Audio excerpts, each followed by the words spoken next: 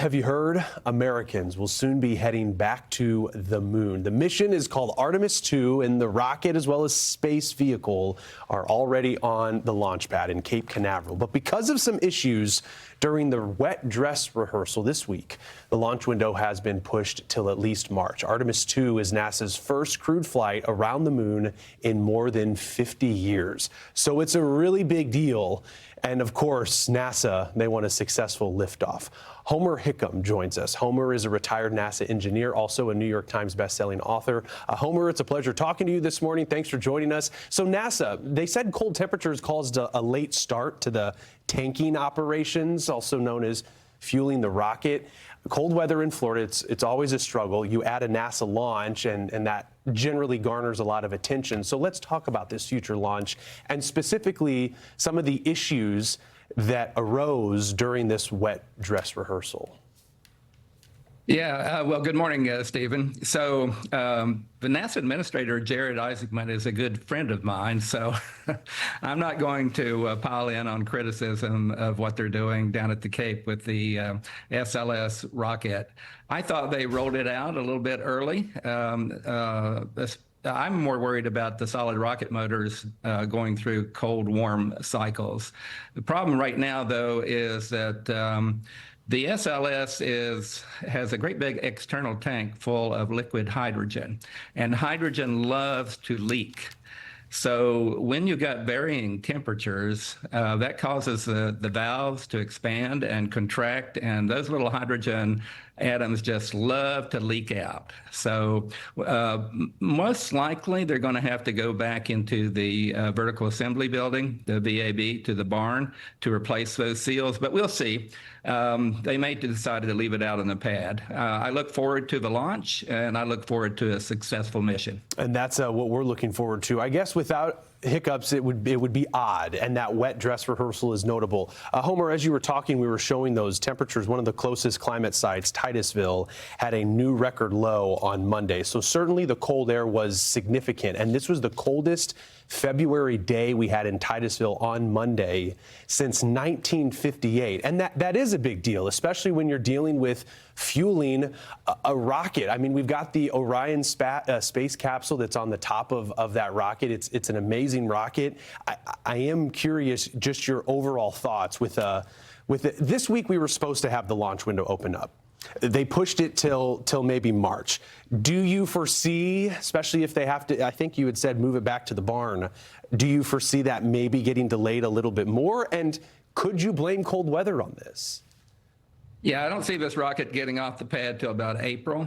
Again, it's because of the design and the propellant that they're using, the liquid hydrogen. It's very, very difficult to work with. It was difficult when they used it on the space shuttle, but they've stretched the tank so they have even more hydrogen that they have to deal with. This is, in comparison, say, SpaceX's Starship. Starship uses methane, which has great big molecules and doesn't leak. Hydrogen loves to leak. So they're always going to have trouble with the SLS rocket because of this, and they need to wait to moderate temperatures before they try to fly it. I think it is fascinating, especially when we talk about it, because some people ask, like, why on Fox Weather would we talk about space launches? This one in particular is very much weather dependent.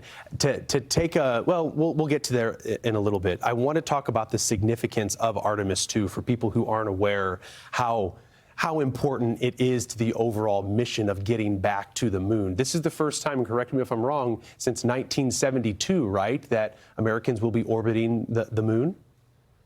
Right, and it's a free-flying trajectory. We're not really going to orbit the moon so much as just go around it and come back. But we will go out farther in space than humankind has ever gone, so that's interesting. It'll be a test run for the Orion, just like it's a test run for the SLS.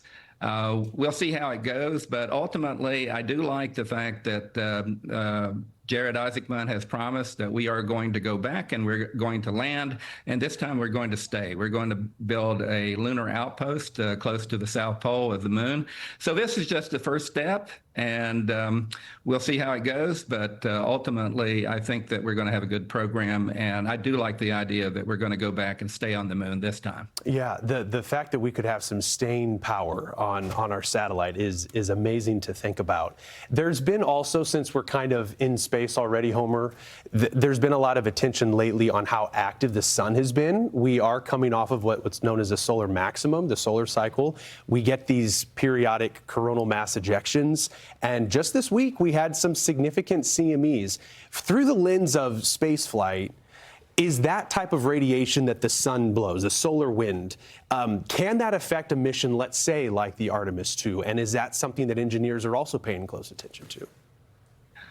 Well, very definitely we pay attention to the sun. I worked on a Solar Max satellite back in the 1980s, so we were concerned even back then about it. So we don't want our astronauts to be exposed to high radiation solar wind. So we will pay attention to it. When we go back and build our outpost on the moon, we'll actually be living probably underground for the most part, or we'll pile the regolith on top of the modules that we're going to live in to avoid radiation. So it is a problem.